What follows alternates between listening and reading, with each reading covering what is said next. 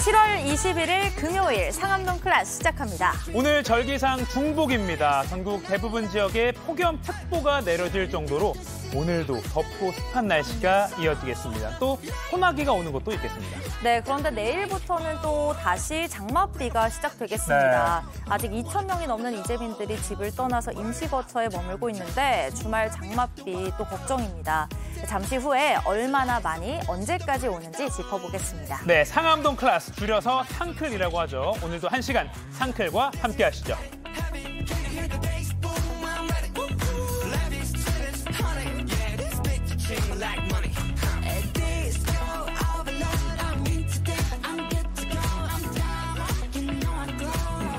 네, 생방송 상암동 클래스 TV뿐만 아니라 유튜브 JTBC 뉴스 채널이나 네이버 뉴스 페이지에서도 실시간으로 함께 보실 수 있습니다. 많은 댓글 달아주시고요. 소셜 이슈 이재승 기자, 김태인 기자 나왔습니다. 안녕하세요. 네, 안녕하세요. 우리 어느덧 10시로 옮긴 지 일주일째 됐네요. 월요일부터 했으니까.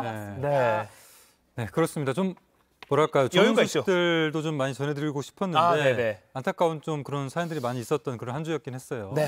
또 중요한 이슈다 보니까 안 다룰 수가 없어서 오늘도 뭐 무거운 이슈도 있고 한데 하나씩 좀 풀어가 보죠. 네. 자, 그러면 알기 쉽게 시사 상식 전해주시는 시사 뉴스 전해주시는 알기 쉽게 조금 부담이 되지만 한번 해보겠습니다. 네, 첫 번째 이슈 뭡니까? 네, 첫 번째 이슈는요. 중간은 없답니다. 자, 장맛비가 소강 상태에 들면서 전국적으로 연일 찜통더위가 이어지고 있습니다. 그런데 내일부터는 다시 전국에 장맛비가 예상됩니다. 네. 극한의 폭염이 오거나 아니면 다시 장마가 찾아오면서 요즘 날씨 이 중간은 없는 게 아니냐 이런 말이 나오고 있습니다. 네. 중간은 없는 게 아니냐 이런 제스처를 또 꼭 넣어주셨네요. 이재승 기자가. 어제 엄청 더웠거든요. 오늘 벌써 더워요. 네. 자, 오늘 어제보다 좀 더 덥습니다. 더 더워요. 네. 자, 서울에는 폭염 경보가 내려져 있고요. 동해안을 제외한 내륙 대부분 지방에 폭염주의보가 발효 중인데요. 자, 오늘 중복이지 않습니까? 네. 중복인 오늘 34도까지 오르는 곳이 많습니다. 서울을 비롯해서 대전과 청주, 전주의 낮 기온은 34도가 예상이 됩니다. 지금까지 최고 기온하면 보통 한 33도까지는 많이 접했는데 34도면 진짜 높은 거잖아요. 그렇죠. 지난주에 장맛비가 한번 지나가고 나니까 무더위가 더 심해진 것 같습니다. 네, 아무래도 그렇습니다. 실제 우리가 더위를 얼마나 느끼느냐는 이 체감 온도에 달렸거든요. 이 체감 온도를 좌우하는 것은 기온과 습도인데 요즘 전국의 상대 습도 오늘만 봐도요. 전국의 상대 습도가 90%에서 100%에 달합니다. 자, 여기에 강한 햇볕이 더해지면서 무더위가 심해진 겁니다. 오늘이 중복이잖아요. 근데 중복이 이름값을 한다고 봐도 될 것 같은데 저마다 여름 이기는 방법이 있을 거예요. 저는 특히 삼계탕을 참 좋아합니다. 근데 가격이 너무 비싸요. 되게 비싸요. 네, 요즘 좀 가격이 좀 올랐죠. 치솟는 물가의 대표 보양식 삼계탕 가격도 좀 출렁이고 있는 상황인데요. 한국물가정부에 따르면 음식점에서 삼계탕 가격은 이미 2만 원대에 진입을 했고요. 그래서 금계탕으로 불리고 있고 금계탕. 그렇죠. 또 집에서 직접 삼계탕을 만들어 먹더라도 1인분 기준으로 9천 원에 육박을 합니다. 지난해부터 이어져 온 이 조리 인플루엔자와 또 최근 비가 많이 내린 탓으로 보이는데요.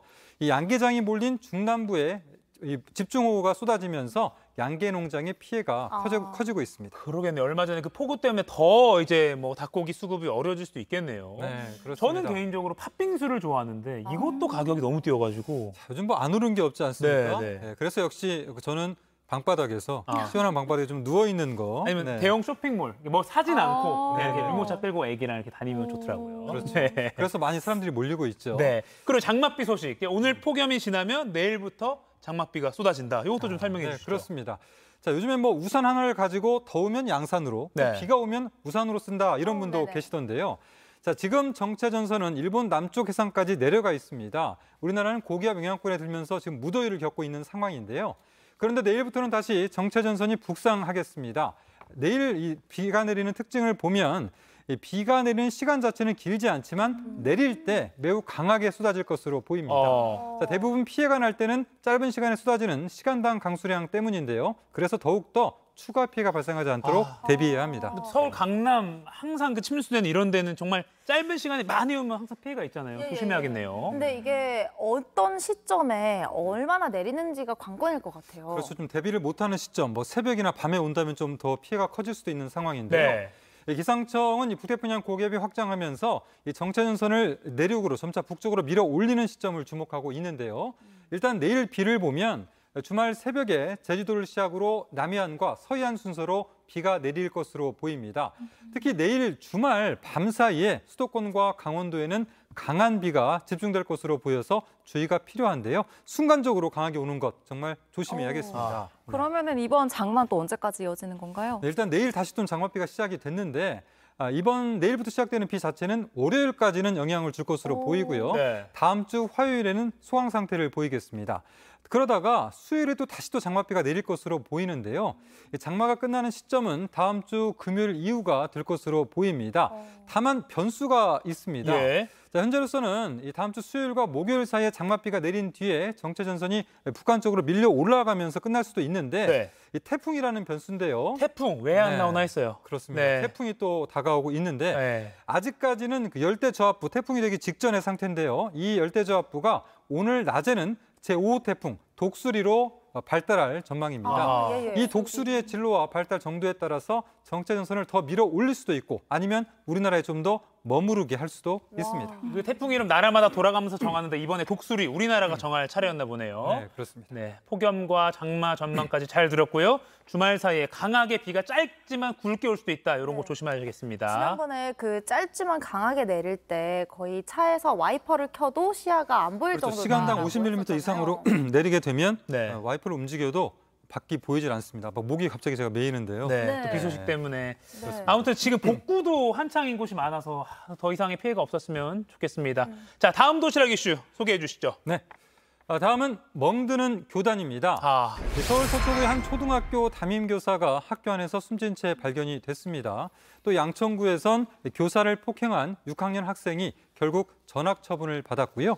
인천에선 특수학급 교사가 119에 실려가는 사건이 벌어졌습니다. 뭐 정말 여러 가지 사건들이 지금 계속 연일 보도가 되고 있는데 우선 그 20대 새내기 선생님이 학교에서 극단적인 선택을 한 이 사건부터 좀 짚어주시죠. 네, 이 사망 경위를 둘러싸고 논란이 일고 있습니다. 자, 사건이 발생한 서울 서초의 한 초등학교 앞은 사망한 교사를 추모하는 화환들로 채워져 있고요. 예. 또 포스트잇 등에 또박또박 씌어진 손편지가 가득합니다. 현장을 찾은 추모객의 말 들어보시죠. 저희 딸도 학교 선생님이거든요. 남의 일 같지가 않더라고요. 지금 휴직 중이거든요. 도와주지 못하고 계속 이런 상황이 계속되는 거에 대한 안타까움에서 찾아왔어요. 이런 모멸감을 겪으면서 이렇게 이걸 버텨야 하나 이 직장에서 이런 생각이 사실은 들 때도 있거든요.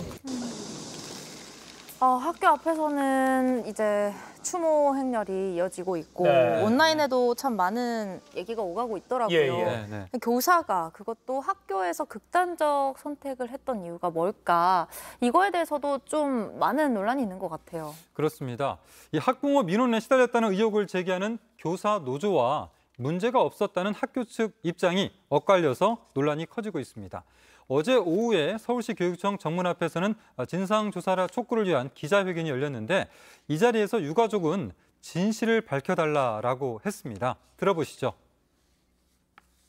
흔히 말하는 학부모의 그 갑질이 됐던 아니면 악성 민원이 됐던 아니면 과도한 업무 스트레스가 됐던 그것이 또 이번 죽음과 어떤 관련이 있는지 일부 수사기관에서는 이 사건을 개인적인 문제로만 넘어갈 사항으로 자꾸 몰아가고 있습니다. 그러니까 유가족과 교사 노조는 학교 측이 처음부터 과도한 업무 스트레스를 준 게 아닌가 이렇게 주장을 하고 있는 거죠. 네네. 학교 그렇습니다. 측에서는 어떤 입장이에요? 네, 이 학교에서는요 학교장 명의로 입장문을 내놨는데요 한마디로 문제가 없었다는 겁니다. 네. 해당 교사가 학교폭력 담당이 아니었고 담임도 지원해서 맡은 것이라고 설명을 했습니다.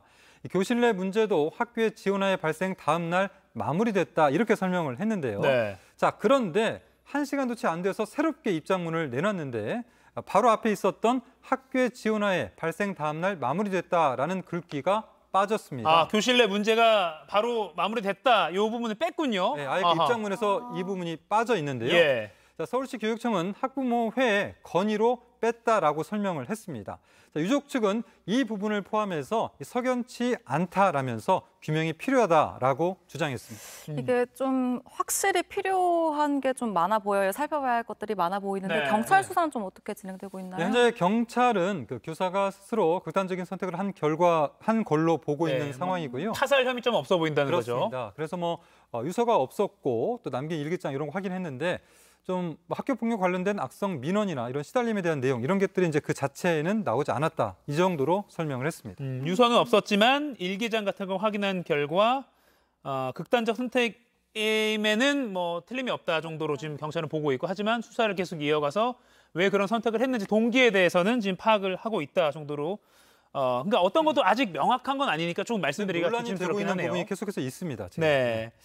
자, 그리고 또 어제 저희가 도시락 이슈 시간에 전해드린 그 초등학교 6학년생이 교사를 폭행한 사건.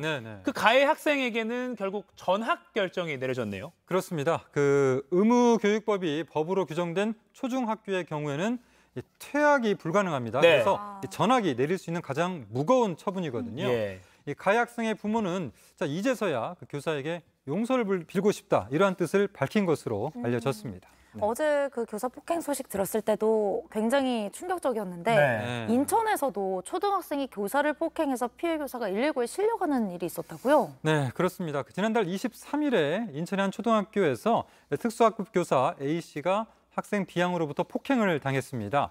당시에 이제 교사 A씨의 머리카락을 움켜쥐고 잡아당겨서 의자에서 넘어뜨린 것으로 파악이 됐는데요. 갑작스러운 폭행에 이 교사 A씨는 목 부위에 심한 통증을 호소하면서 제대로 움직일 수가 없었고 결국 119 구급차에 실려서 병원으로 이송됐습니다.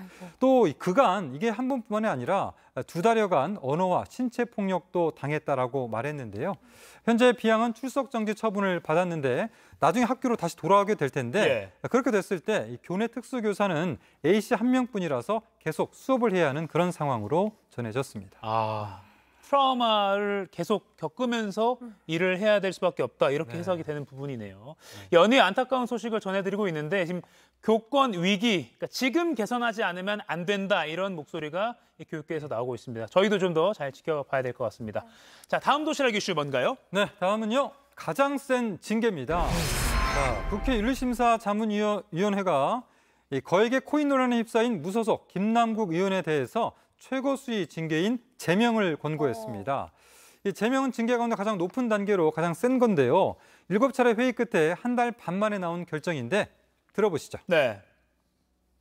국회의원 윤리실천규범상의 품위유지 청렴 의무 이것에 관해서 징계 요구를 했습니다. 장시간 저희가 토론도 했고 자료조사도 했고 그 결과 제명 의견으로 네, 유재풍 위원장은 제명을 권고하게 된 이유에 대해서는 소명이 안 된 부분이 있고 좀 한마디로 불성실했다라고 이런 설명을 했는데요. 이 내용도 들어보시죠. 가상자산과 관련돼서 제대로 된 소명이라든가 이런 것들과 관련해서 제대로 소명이 안 된 부분도 있고 전체적으로 저희가 봤을 때 좀 성실치 못한 부분도 있는 것 같고요.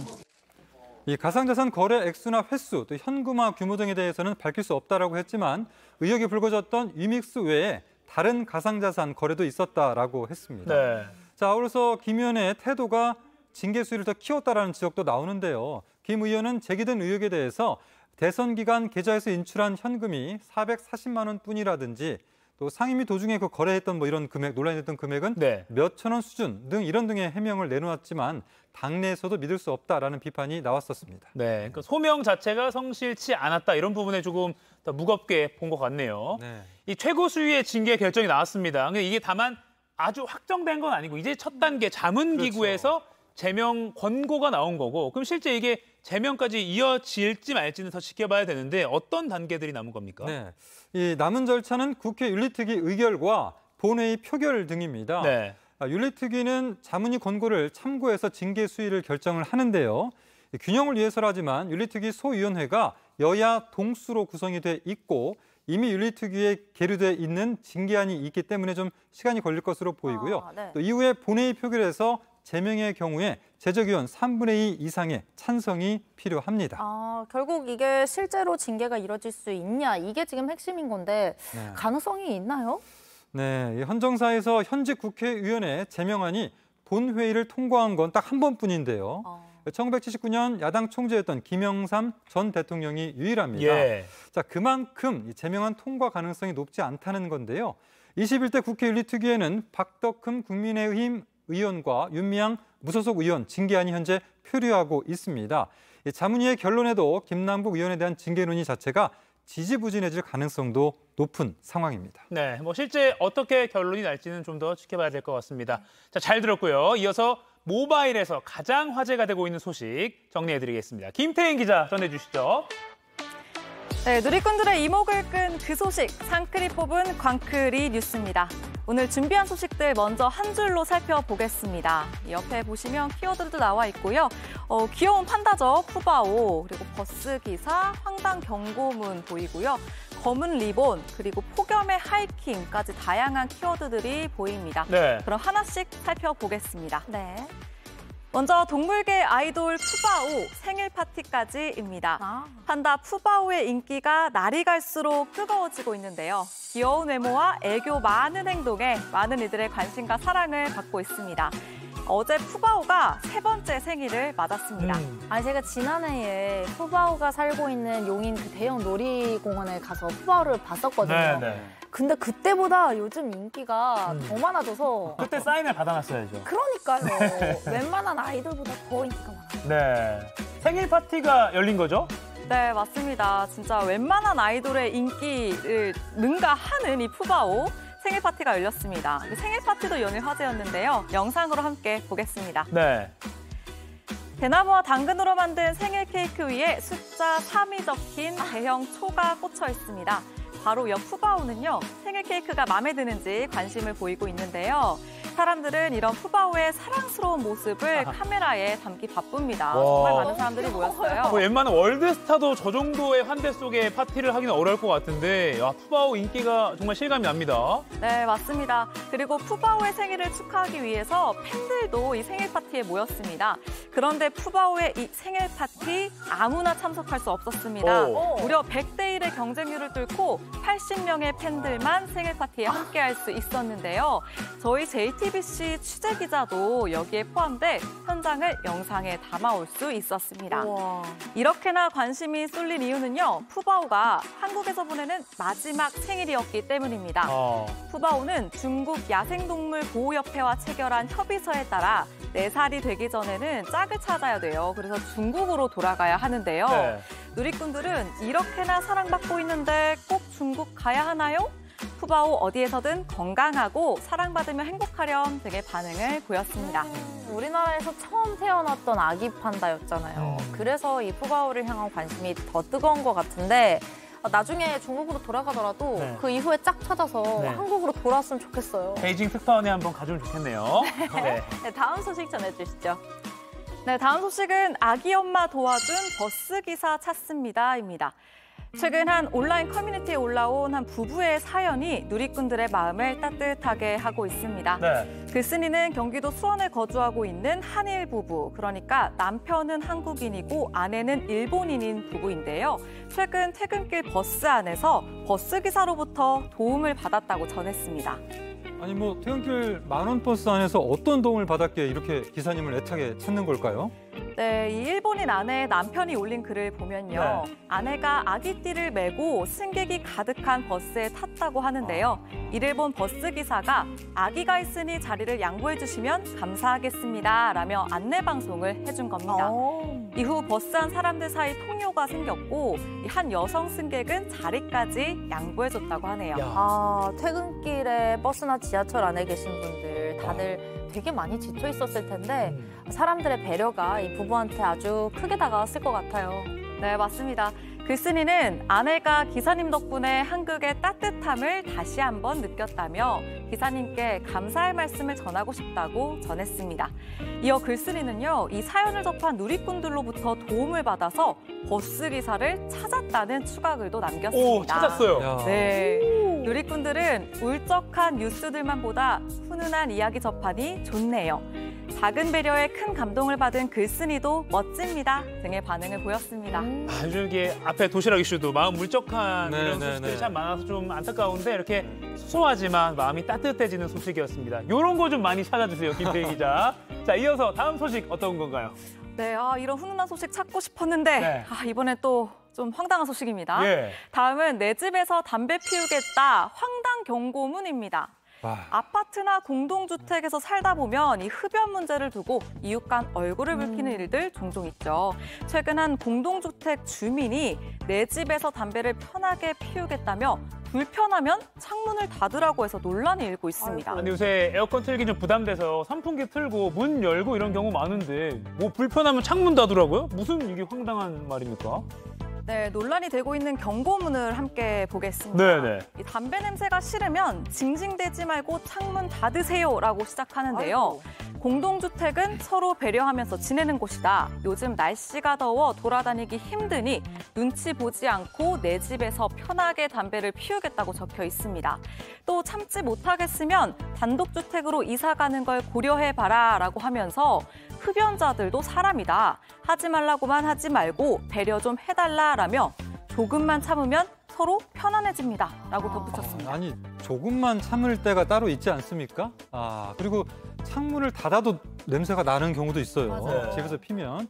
이 배려라는 단어가 눈에 들어오는데 이 경고문을 쓴 글쓴이는 정말 진정한 배려를 하고 있는 건지 의문이 드는 대목입니다. 네, 사실 공동주택관리법에 공동주택 입주자나 사용자는 발코니나 화장실 등 세제 내 흡연으로 다른 입주자에게 피해를 주지 않도록 노력해야 한다고 규정돼 있습니다. 다만 이를 어길 경우에는 처벌할 법적 근거가 아직은 없는 상황인데요. 누리꾼들은 비흡연자가 더 많다, 본인이 단독주택 가서 살아라, 남에게 피해가 되는 행동에 배려를 원하다니 뻔뻔하다 등 경고문 게시자를 비난하는 반응이 많았습니다. 네, 이어서 다음 소식입니다. 검은 리본 프사에 항의한 학부모입니다. 앞서 도시락 이슈에서도 전해드린 내용인데요. 서울의 한 초등학교 교사가 학교 안에서 숨진 채 발견돼 많은 이들의 안타까움을 사고 있습니다. 그런데 한 교사가 자신의 SNS 프로필 사진을 추모 이미지로 바꿨다가 학부모로부터 항의를 받았다고 해 논란이 일고 있습니다. 직장인 익명 커뮤니티에 관련 글이 올라온 건데요. 글쓴이는 SNS 프로필 사진을 바꿨는데 바로 학부모한테 문자가 왔다며 프로필 사진과 함께 문자 메시지를 공개했습니다. 글쓴이가 올린 프로필 사진은 추모와 애도의 의미를 담은 검은 리본이었습니다. 글쓴이가 공개한 문자 메시지를 보면 프로필 사진이 학생들에게 부정적인 영향을 미칠 수 있을 것 같다. 아직 사실관계도 판명나지 않은 일을 추모한다는 걸 드러내는 건 아닌 것 같아서 연락드린다며 아이들이 상처받을 수 있으니 언급 자제 부탁드린다고 적혀 있습니다. 글쓴이는 추모하는 마음도 표시하면 안 되냐, 아이들에게 언급할 생각도 없었다고 호소했습니다. 누리꾼들은 추모도 마음대로 할 수 없나?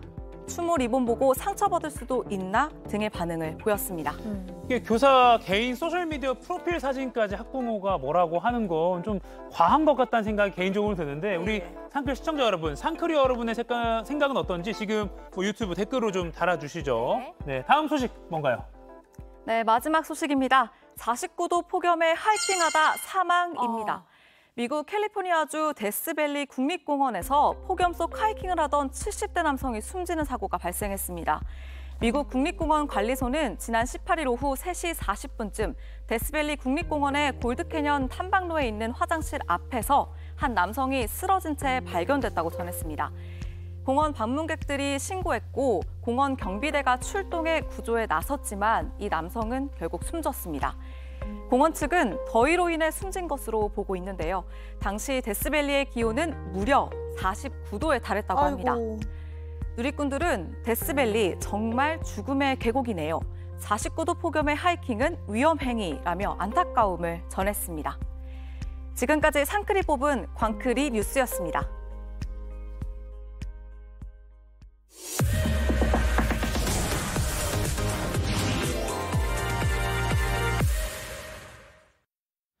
네, 지금 시각 10시 23분입니다. 저 같은 경알못, 경제를 잘 알지 못하는 사람을 위한 당장 내 돈이 되는 정보. 머니클래스, 오늘의 키워드 먼저 보시죠. 재산세 납부의 달 할인받는 방법은? 자, 재산세 납부의 달 7월입니다. 최근 고지서 받은 분들 많으시죠? 우리가 내는 여러 세금 중에서도 이 재산세는 좀 내야 할 금액이 꽤 많은 경우가 있죠. 어떻게 하면 조금이라도 할인받고 낼 수 있을까? 이런 고민하는 분들도 많습니다. 이 재산세 납부 대상과 그 방법부터 깨알 같은 절세와 할인 노하우까지 전문가와 함께 알아보겠습니다.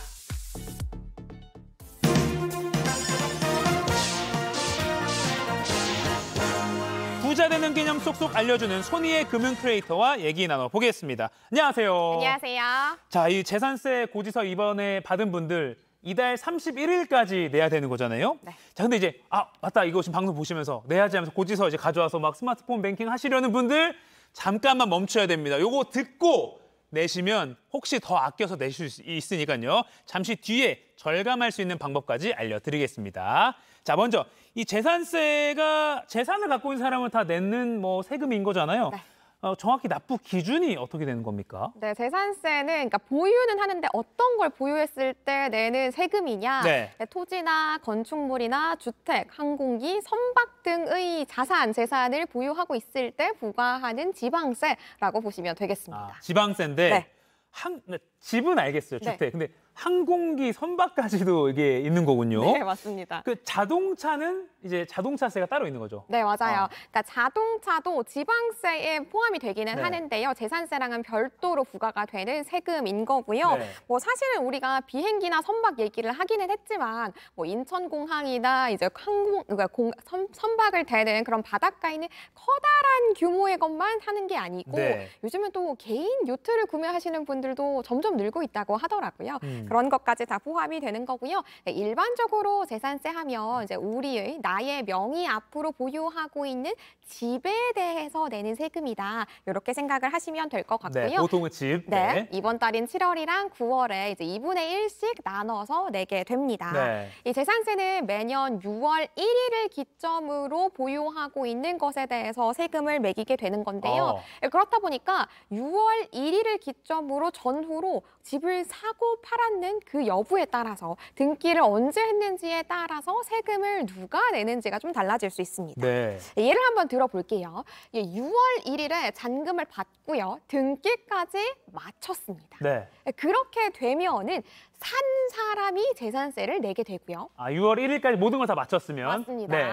그리고 하루 차이로 6월 2일에 잔금도 다 치르고 등기까지 마쳤다라고 하면 판 사람, 즉 매도인이 재산세를 물게 됩니다. 그렇죠. 6월 1일까지 자기가 갖고 있었던 거니까. 네, 맞아요. 네네네. 그러니까 이것처럼 단 하루 차이로 누가 세금을 물게 되느냐가 달라지기 때문에 네. 가끔 이 매수인과 매도인이 좀 신경전을 벌이면서 이대로 하시죠 라고 이렇게 좀 눈치 싸움을 하는 경우들도 종종 있다고 합니다. 네, 그리고 또 이달 안에 재산세 내지 않으시면은 3%의 가산금을 물게 되니까요. 반드시 아까 말씀해 주셨던 기간 안에 세금을 내주셔야겠고요. 네. 만약에 재산세가 250만 원을 초과해서 나 이거 한 번에 내는 게 좀 부담스럽다 하시는 분들은 분할 납부를 하시는 것도 가능하고요. 네, 만약에 재산세가 20만 원이 되지 않는다면 이번 달 7월 안에 한꺼번에 내게 되십니다. 그렇군요. 근데 이 재산세를 납부해야 하는 사람들에게 약간 반가운 소식이 전체적으로 재산세 내는 액수가 좀 줄었다고요? 네, 맞습니다. 1가구 1주택자의 세금 부담을 좀 줄여주기 위해서 2022년도에 한시적으로 기존에는 60%였던 이제 공정시장가액 비율을 45%로 낮췄습니다.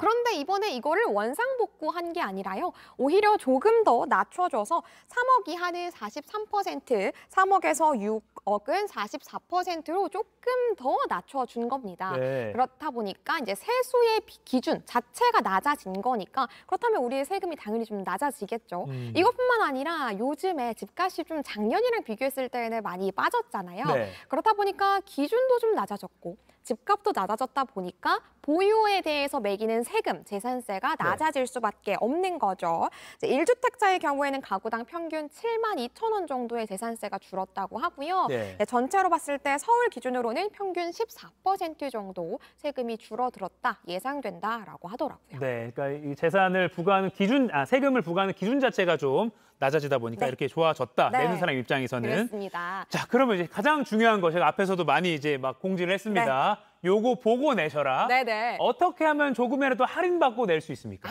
그 전에 우리가 이 재산세를 조금 더 확인하기 쉬운 홈페이지가 있어서 그걸 한번 보도록 할게요. 네네. 네, 위텍스라는 홈페이지가 있습니다. 네, 여기에서 이제 회원 가입하시고 로그인까지 하시고요. 나의 재산세 작년이랑 올해랑 비교해가지고 어느 정도 줄었는지를 좀 손쉽게 확인하실 수가 있으십니다.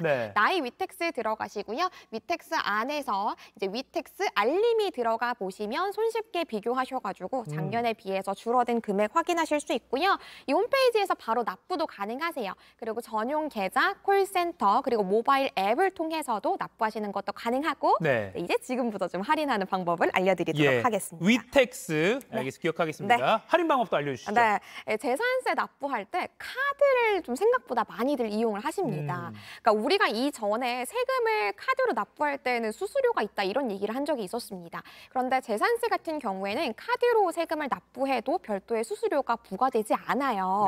네, 게다가 카드 포인트를 모아놓은 게 있으시다면 이 카드 포인트로 재산세를 내는 것까지 가능하기 때문에 많이들 카드를 이용을 하시는 건데요. 이 재산세 혜택을 받으면서도 납부를 할 수 있는 카드들도 몇 가지 있어가지고 한 3가지 정도 비교를 해보도록 하겠습니다.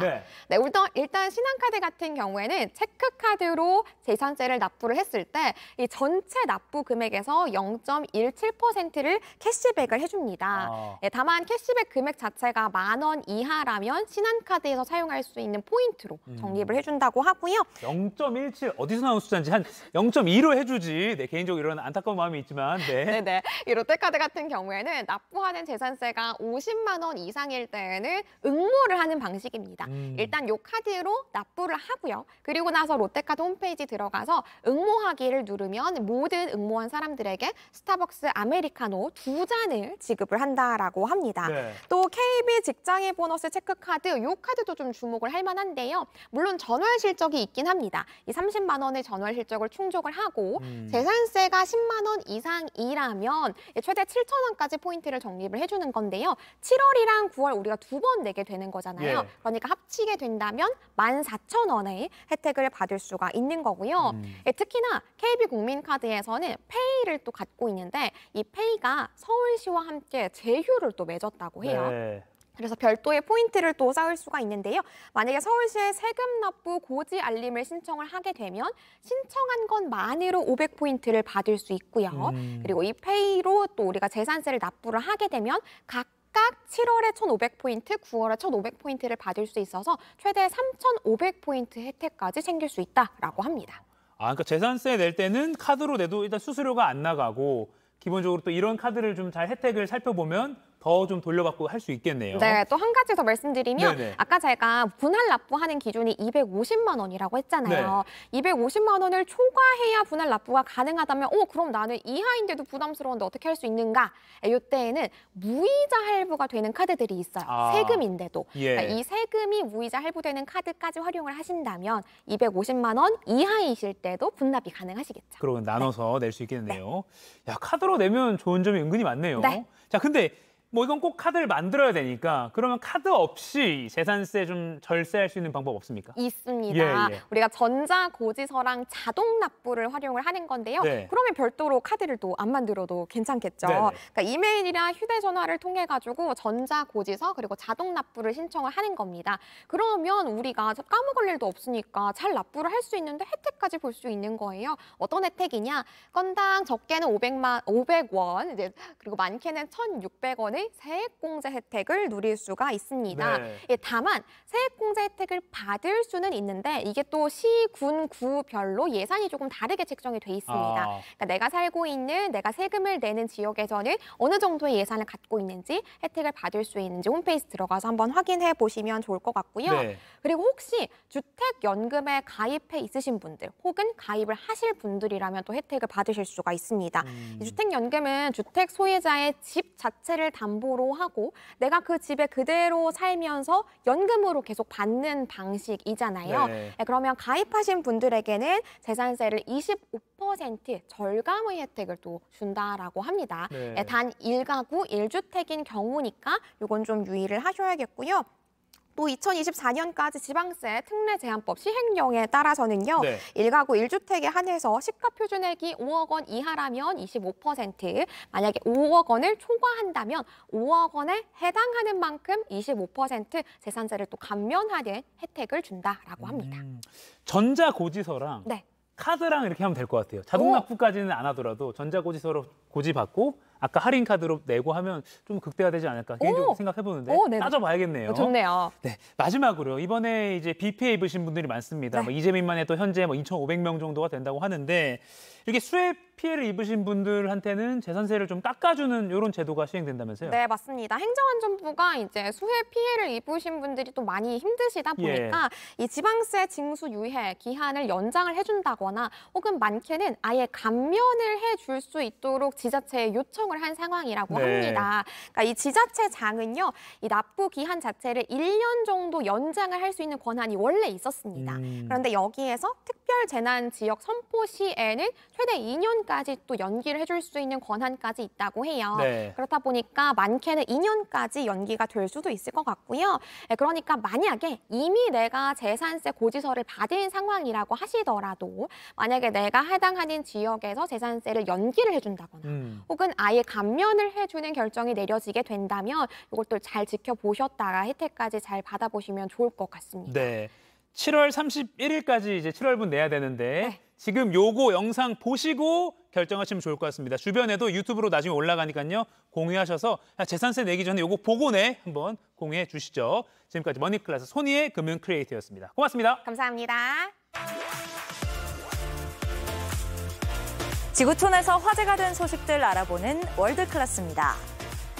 푹 찌는 여름, 물놀이 가려고 계획하신 분들 많으시죠? 이 물놀이에도 유행이 있다고 하는데요. 폭염을 날려버릴 수상 스포츠를 소개합니다. 물살과 바람을 가르며 노를 저어 나가는 사람들. 포르투갈의 한 해안마을에서 열린 스탠드업 패들보드 대회 현장입니다. 보드의 선체로 패들이라 부르는 노를 저으며 움직이는 건데요. 하와이에서 시작된 수상 스포츠인데 지금은 유럽을 중심으로 이렇게 대회까지 열릴 만큼 큰 인기를 끌고 있습니다. 서핑과 카누의 특징을 모두 갖고 있어 몸의 균형 감각을 키우는 데에도 좋다고 하는데요. 딱히 수영을 하지 못해도 오케이! 초보자도 쉽게 익힐 수 있다고 합니다.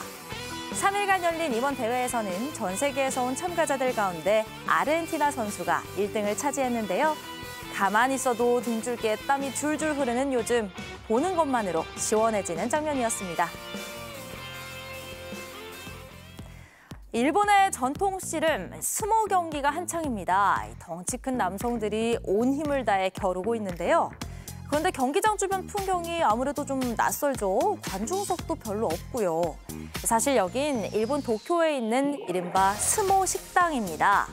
가수들의 공연을 보면서 식사를 하는 디너쇼처럼 눈앞에서 생생하게 벌어지는 스모 경기를 보면서 맛있는 식사를 함께 즐길 수 있는데요. 일본을 찾는 외국인 관광객들 사이에서 꼭 들러야 할 명소로 주목을 받고 있습니다. 이곳에서 경기를 펼치는 스모 선수들은 30대에 접어들면서 설 자리가 사라진 은퇴 선수들이 많다는데요.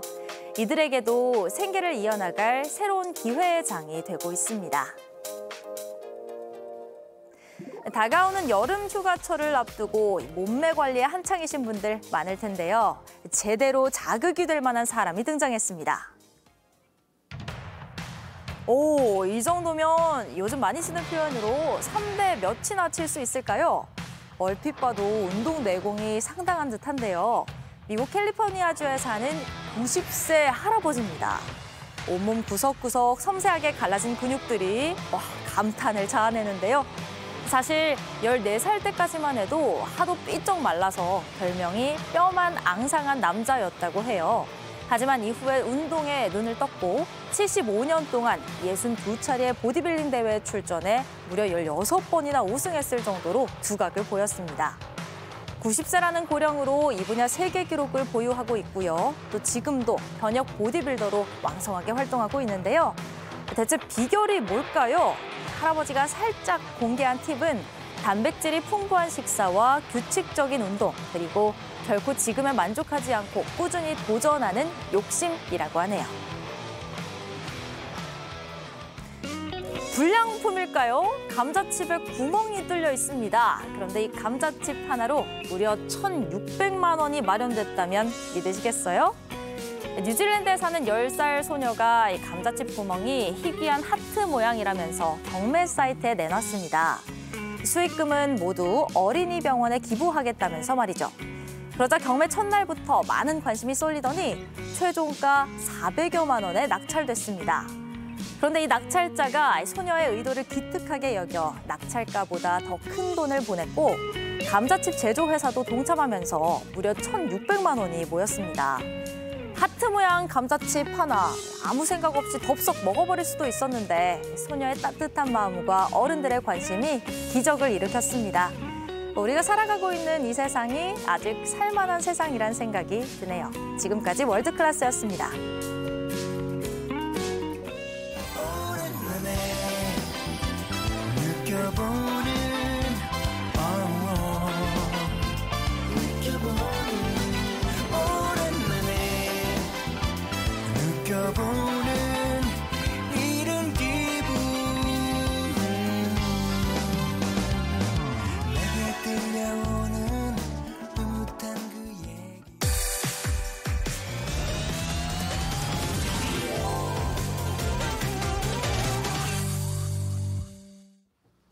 네, 상암동 클래스, 서울 상암동에서 생방송으로 여러분과 함께하고 있습니다. 오늘 상클 라이프 시간 안내해드리기 전에 저희가 가끔 이렇게 댓글 달아주세요라고 요청을 드리잖아요. 진짜 댓글을 보는 건지 이제 10시로 바뀌다 보니까 새롭게 들어오신 분들이 많아서 궁금해하시더라고요. 진짜 생방송이고요. 봅니다. 네, 뭐 써니님, 해피로그님, 감성님 이렇게 새로운 얼굴들도 많이 보이고 또 원래 계셨던 우리 오유나 바라기님 비롯해서 여러분들 또 계신 후왕님도 계시고 많이 계신데 댓글 달아주시면 저희가 틈틈이 확인해서 좋은 댓글은 또 읽어드리니까요. 많은 참여 부탁드립니다. 네, 오늘 상클 라이프 여러분의 건강을 관리해드리는 날입니다. 오늘의 주제 바로 만나볼게요. 변덕스러운 여름 날씨, 혈압도 오르락 내리락. 요즘같이 폭우, 폭염이 반복되는 여름철에 더 신경 써야 하는 것이 바로 혈압이라고 하는데 왜 비 많이 오면 저혈압이다 이런 얘기 많이 하잖아요. 많이 들어본 것 같아요. 그렇죠. 김경호 한의사 만나 뵙고 얼른 여쭤보겠습니다. 네. 자, 안녕하세요. 한의학 박사님이십니다. 네, 무슨 유도 선수 아니시고요. 네, 안녕하세요. 오랜만입니다. 네, 반갑습니다. 네. 우리 본격적으로 혈압 이야기 전에 사실 닥터 헐크, 몸짱 한의사로 유명하시잖아요. 근데 최근에 그 팔씨름 대회에 나가셔서 좋은 성적 거두셨다고요? 네. 이번에 새로 생긴 게 50세 이상의 그랜드 마스터급이 있는데 그래서 오른손과 왼손 50대 이상에서는 1위 이렇게 했습니다. 와, 1위를 하셨어요? 네. 지금 여러분들 1위 한의사님과 팔씨름 대회 함께하고 계십니다. 네. 왠지 힘이 좋으시니까 뭔가 내려주시는 처방도 강력할 것 같은 느낌이 드는데요. 선생님, 왜 이 여름철에 특히 혈압을 신경 써야 하나요? 특히 여름철 같은 경우는 한의학적으로 습열이 무성한 시기다. 즉 무더위가 많잖아요. 또 불쾌지수도 높아지다 보니까 육체적으로도 좀 노곤하고 또 정신적으로도 스트레스를 받다 보니까 혈압에 영향을 주게 되고요. 또 하나는 우리 이때 요즘에는 막 에어컨이랄지 냉방기가 많이 발달하다 보니까 실내외 온도차가 너무 심해서 그로 인해서 저혈압이든지 고혈압이든지 영향을 받을 수 있어서 신경을 좀 써야 될 때입니다. 자, 그럼 먼저 고혈압, 저혈압이 있는데 저혈압부터 좀 따져볼게요. 이게 여름에는 온도, 습도, 불쾌지수 다 오르는데 혈압은 왜 떨어지는 겁니까? 맞아. 네네. 일반적으로 아무래도 온도가 올라가니까 약간 혈압이 상승하는 경향이 있는데 이 저혈압 환자의 경우에는 대체적으로 체격이 좀 마르고 좀 가냘픈 경향들이 좀 있고요. 또 성격적으로 약간 내성적이고 꼼꼼하시고 좀 느긋하신 분들이 많아요. 아무래도 그러다 보니까 에너지, 활동량이 좀 떨어지게 되겠죠. 그리고 보통은 이런 분들은 체격이 작으니까 혈액량도 상대적으로 좀 적고 근데 또 활동량도 좀 적다 보니까 아무래도 혈압은 좀 더 낮아질 확률이 높죠. 그리고 이런 분들은 또 평소에는 여름에 잘 난다 그래요. 즉 뭐냐면 더워도 잘 이겨내요. 추위를 좀 잘 타고. 여름을 잘 난다? 잘 견뎌내죠. 근데 이런 분들이 갑작스럽게 무더위에 땀을 너무 많이 흘리거나 몸을 혹사하거나 불쾌지수 등이 높아지게 되면 갑작스럽게 혈액량이 빠져나가게 되죠. 땀을 많이 흘리니까. 혈액이 부족한데 그냥 갑자기 혈압이 뚝 떨어질 수 있고요. 또 너무 무리하게 되면 기력이 없어지니까 심장에서 뿜어준 힘이 약하다 보니까 혈압은 더 떨어질 수가 있죠. 그리고 이분들이 스트레스 받으면 보통은 막 분노하잖아요. 이런 분들은 꿍 해가지고 말을 잘 안 하세요. 처지고. 네, 그러니까 처지니까 심장에서 또 힘이 더 약해지죠. 혈압은 더 떨어지는 경향이 있죠. 제가 테니스를 시작하고 좀 성격도 많이 달라지고 하면서 지금은 혈압이 좀 정상 범위로 돌아가는데 엄청나게 저혈압이 심했었어요. 아주 어릴 때는 근육도 살도 다 없고 마르고 안으로 꽁 감싸고만 있고 이렇게 해서 그 최고 혈압 100도 안 넘고 최저 혈압 50도 안 넘고 진짜 엄청 낮았었어요. 근데 그때는 진짜 더울 때 눈앞이 핑 돌면서 약간 빈혈 같은 느낌도 있었고 약간 메스껍고. 네네네. 메스껍기도 하고 막 이렇게 구토하고 싶고 그런 적이 몇 번 있었거든요. 근데 이게 저혈압의 증상이 맞나요? 네네, 맞습니다. 우리가 보통 저혈압은 사지 말단이 느끼는 게 아니라 이 뇌, 즉 중추신경이 느끼는 거거든요. 우리가 보통 뇌로 혈액이 잘 공급된다고 그러면 산소와 우리가 영양분, 즉 포도당이 잘 공급되면 좋은데 우리가 갑자기 이제 혈압이 낮은 분이 갑자기 더위로 무더위로 딱 나가게 되면 사지 혈관이 확장이 되겠죠. 혈관이 확 확장되면서 머리로 가야 될 혈액이 사지 말단으로 흘러 들어가니까 머리로 가야 될 산소량이나 영양분이 부족해지죠. 그러면 떨어질 수가 있겠죠. 근데 아까 말씀드렸듯이 또 여름에 땀을 또 너무 많이 해요. 땀을 많이 흘리고 나면 체액량이 떨어지니까 또 혈압이 뚝 떨어질 수가 있어요. 이때 느끼는 사실 어지럼증은 자가치유예요. 그런 생각 안 해보셨죠? 우리가 보통 어지러우면 어때요? 앉아있고 싶으세요? 누워있고 싶으세요? 누워있고 싶죠. 눕죠. 우리가 쓰러진단 말이에요. 이게 뭐냐면 가만히 있게 되면 뇌로 지금 영향이 안 가는 건데요. 쓰러지면 어떻게 돼요? 어지러워서? 피가 도니까 머리 쪽으로. 그러면 상체 몸에 있던 혈액이 어디로 가요? 머리 쪽으로 흘러가니까 조금 쉬고 있으면 바로 좋아지는 경향들이 있죠. 그래서 어지럼증을 느낀다 그러면 무조건 나쁘다 보지 마시고요. 또 어지럼증 증상, 즉 저혈압 증상들은 이와 같이 어지럼증만 아니라 막 식은땀이 심하면 나거나 아니면 방금 말씀드린 속이 느글느글거리면서 토할 것 같고 이게 구토 중추가 자극돼서 그러거든요. 그럼 마지막으로 우리 심장 쪽에 호흡이 곤란하거나 가슴이 답답해지면 좀 안 좋은 증상이 되니까 또 실신까지도 날 수 있으니까 주의하셔야 됩니다. 그럼 빈혈이랑 증상이 비슷해 보기도 하는데 빈혈이랑 어떻게 다른지 간단하게 좀 설명해 주세요. 아마 인터넷에 찾아보면 거의 증상이 비슷할 거예요. 근데 이제 관점에 따라 다른데요. 빈혈 같은 경우는 빈혈, 피가 부족하다는 거잖아요. 혈중 내에 산소를 공급해주는 헤모글로빈이라는 수치가 떨어진다. 상대적으로 떨어져 있으면 뇌는 인식할 때 산소가 좀 적게 오네? 그래서 빈혈적 증상을 느끼게 돼요. 우리가 많이 아는 철결핍성 빈혈이랄지 재생불량성 빈혈, 뭐 용혈성 빈혈, 이게 자꾸 혈액량을 부족하게 만드는 이런 영상이 되거든요. 그래서 이런 수치가 떨어진 혈액량 자체가 줄어드는 것을 빈혈. 저혈압은 이렇게 혈액량이 줄어들 수도 있지만 밀어주는 힘이 없는 거예요. 혈액량은 있는데 힘이 없으니까 뇌로 펌프가 약해. 네, 그렇죠. 밀어주는 힘이 없으니까 뇌에서는 좀 피가 안 오네? 그렇게 느끼는 거게 되는 건데요. 우리가 그래서 상대적으로 우리가 갑작스럽게 고개를 숙였다가 탁 들거나 앉았다가 퍽 쓰게 되면 어지럽다 느끼면 저혈압이 있구나 이렇게 생각하시면 됩니다. 그러니까 힘이 부족한 건지 혈액이 부족한 건지 포인트가 맞춰져 있네요. 그러면은 이제 한의학에서 저혈압을 어떤 식으로 치료를 하나요? 한의학에서 같은 경우에는 치료할 때 우리가 저혈압이 아까 피가 부족할 때는 피를 보충시켜주는 즉 사물탄 계통의 약을 쓰게 되는데 우리가 이게 자동차로 말하면 휘발유를 넣어주는 느낌이에요. 근데 또 하나는 휘발유는 충분히 있는데 엔진이 너무 약해서도 안 가잖아요. 이렇게 심장에서 박출량이 적었을 때는 기를 보충해주는, 즉 기혈을 동시에 보충해줘서 순환을 도와주는 치료하게 되는데 이때는 보중익기탕이나 승양익기탕, 중초, 즉 위장을 튼튼하게 하면서 기를 올려주는 치료, 승양, 양기를 도와서 또 승양익기탕, 이 기를 도와주는, 즉 기를 밀어주는 힘을 도와주면서 혈압을 약간 올려주고 안정화시키는 방법을 쓰게 되는데 이때는 인삼이나 백출 뭐 이런 약재를 쓰게 됩니다. 김경호 박사님만 만나도 기를 받을 거 너무 뭔가 기운이 느껴져가지고. 맞아요.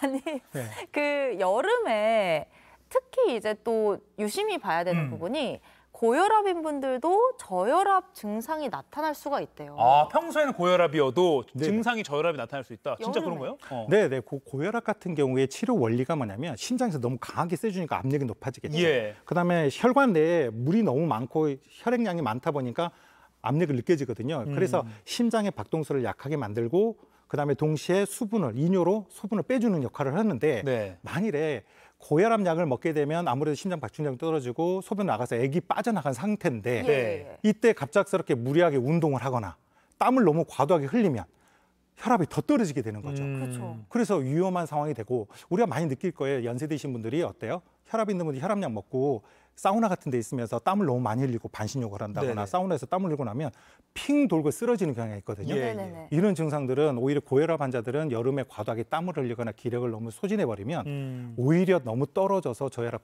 증상을 나타나서 위험할 수 있어요.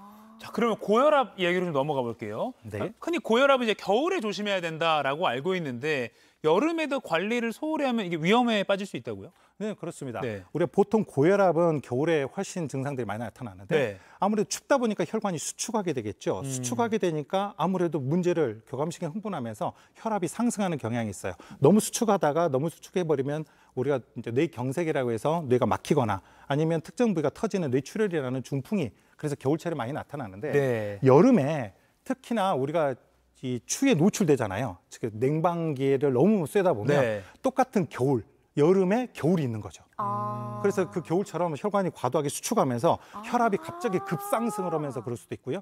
또 우리가 땀을 너무 많이 흘리면 혈액이 끈적끈적해져요. 아하. 이 끈적끈적해지니까 뇌는 혈액이 돌아오네. 그래서 심장 박동수를 우리가 땀을 많이 흘리면 심장이 막 심하게 뛸 때 있죠. 네. 이렇게 갑작스럽게 혈압을 또 상승시킬 수 있기 때문에 여름에도 고혈압 관리가 반드시 필요합니다. 과도한 냉방 환경을 조심해야겠네요. 땀을 네. 너무 과도하게 흘리는 것도 주의하셔야 돼요. 예. 고혈압은 어떤 증상이 나타나요? 고혈압 증상들은 우리가 보통 혈압의 수치만을 보통 보죠. 네. 우리가 보통 120이 넘으면 하는데 네. 이게 사실 젊은 사람들은 아까 그랬잖아요. 여자분들은 보통 20대 같은 경우는 100에서 한 115 정도. 예. 네. 그럼 남자들은 125 정도를 유지하거든요. 한 10 정도 차이 나요. 그리고 나이가 들어서 혈압이 오르기 때문에 너무 수치만을 보지 말고요. 이와 같은 증상이 있으면 특히 뒷목이 뻣뻣해졌어요. 그러면서 머리가 어지러워요, 두통이 오게 되면 주의하셔야 돼요. 이게 뇌 쪽으로 가는 것이 좀 안 좋다 이런 뜻이고요. 또 가슴이 답답하거나 두근거리는 증상이 자꾸 나타나면 예. 심장 쪽으로 가는 혈액순환도 좀 문제가 있구나. 그래서 이 두 가지 증상 특히 주의하시고 마지막으로 눈의 피로감이나 전신의 피로감이 같이 동반한다면 네. 고혈압 환자분들 주의하시는 게 좋습니다. 자, 우리 운동도 중요하다는 거, 뭐 혈압 관리에 중요하다는 거 다 알고 있잖아요. 네네. 우리 좀 앞으로 나가서 마지막으로 좀 간단하게 스트레칭, 하체 운동, 요거 좀 하면서 저희가 오늘 프로그램 마무리를 하면 좋을 것 같아요. 혈압 관리에 좋은 하체 운동법. 네, 특히 여름에 운동해 줄 때 네네. 동병하체라는 게 있어요. 겨울병은 네. 여름부터 고쳐라. 지금부터 그래서 겨울에 고쳐야겠네요. 그렇죠. 고혈압 환자분들은 겨울에 나타날 수 있잖아요. 그래서 여름에 몸을 튼튼하게 해줘야지 네. 겨울을 잘 날 수 있습니다. 네. 고혈압 환자분들은 특히나 뒷목이 굳거나 네. 경직되는 경우가 많아요. 그래서 상체 운동은 한 20% 정도 근력 운동을 하더라도 예. 하체 운동을 위주로 해주면 좋아요. 하체. 네, 그리고 유산소 운동을 병행해주면 심장도 근육도 튼튼해지고 네. 혈류순환이 좋아지기 때문에 유산소 운동과 하체 운동을 좀 더 해주면 좋거든요. 예. 하체 운동은 제가 오늘 준비한 거는 네. 보통은 스쿼트나 네. 이런 런지 같은 거 많이 하시죠. 맞아요. 예. 근데 빼먹은 게 주로 있어요. 엉덩이 근육. 엉덩이. 오늘은 둔근을 강화시키면서 하체 쪽에 힘을 주는 운동을 알려드리도록 할 건데요. 예. 한번 반디 쓰시고요.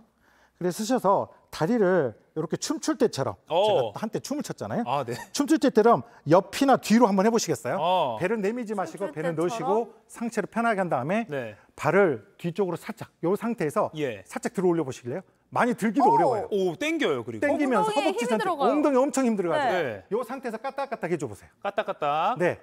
이게 지하철을 타거나 가만히 서 있을 때 운동 전에 달리기 하기 전에 예. 이 동작을 해주게 되면 엉덩이 근육이 굉장히 좋아요. 아니, 이게 뭐라고 이렇게 힘들죠? 엉덩이 엄청 힘들어요. 예. 엄청 힘든데요? 시청자분들도 아마 서셔가지고 한번 해보시면 예.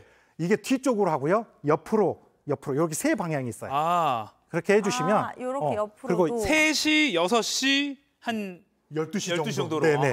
그렇게 네, 해주면 대둔근, 중둔근, 소둔근을 동시에 다 양쪽 발을 해주시고 나서 예. 달리기를 하시는데 달리기. 세게 하지 마시고요. 네. 여름에는 너무 과도하게 땀 흘리면 안 됐잖아요. 네네. 이렇게 딱 잡고요. 한 시속 6km 정도로 시속 6km. 가볍게 뛰면서 옆에 사람 요즘에 건강 어떠세요? 대화할 수 있는 정도로? 그렇죠. 이렇게 웃으면서 대화할 정도로 가볍게 뛰어주시면서 숨이 약간 차고 땀이 살짝 날 정도만 운동해 주시는 것이 좋을 것 같습니다. 달리기 그 전에 요거 새로워서 한 번만 다시 해보면 이 둔근 엉덩이 근육을 이렇게 좀 딱 단련시켜주는. 허벅지도 같이 힘을 주기 때문에 다 자극이 갑니다. 종아리 근육까지도. 세 방향, 뒤쪽, 대각선, 그리고 옆쪽. 야, 지금 뭐 점심 영업 준비하시는 뭐 식당에 계신 분들이나 뭐 점심 준비하시는 분들 이렇게 서서 이렇게 해보세요. 이거 하면 점심 준비 못 하실걸요? 엉덩이가 너무 당기는데? 네, 지하철 같은 데 이렇게 서 있잖아요. 이게 남 모르게 운동할 수 있는 거예요. 그러네요. 살짝 피해 안 주면서. 가만히 있으면서 살짝 이렇게만 하면 돼요. 요거. 네, 전혀 모를 수 있습니다. 알겠습니다. 둔근 운동, 엉덩이 운동. 요게 혈압 관리에 좋고요. 여름부터 준비해야 겨울까지 건강하게 지낼 수 있다. 요것도 기억하겠습니다. 자, 오늘 우리 김경호 박사님은 여기서 인사드려야 될 것 같습니다. 다음에 뵐 때는 또 1위 한번 하고 오세요. 네, 알겠습니다. 고맙습니다. 네, 감사합니다. 자, 저희도 이대로 인사드리겠습니다. 상암동 클래스 여기서 마치겠습니다. 상클 시작이 원래 아침 8시였다가 이번 주부터 시간대를 10시로 옮겼는데 가까이 오시죠? 네. 자, 여기였는데 좀 더 편안하게 볼 수 있어서 좋다. 이런 반응도 많이 남겨주셨습니다. 고맙습니다. 네, 오늘 아까 댓글에서도 소개를 잠시 해드렸지만 새로운 분들 또 생소하신 분들 아직 많이 계실 텐데 저희 상클 라이프에서 늘 이렇게 다양한 분야의 즐거운 소식들 많이 전해드리고 알짜배기 정보들 모아서 전해드리니까요. 많은 관심 부탁드릴게요. 그리고 다음 주부터 저희가 매일 두 분께 영화 관람권 드리는 이벤트도 할 예정이니까요. 유튜브 접속도 많이 해주시고 상클 본방사수 해주시기 바랍니다. 주말 장맛비 대비 잘 하시고요. 저희는 월요일 오전 10시에 다시 찾아뵙겠습니다. 우리 둔근 운동 하면서 마치죠. 자, 여러분 고맙습니다. 자, 운동 시작. 자, 네, 좋습니다. 엉덩이.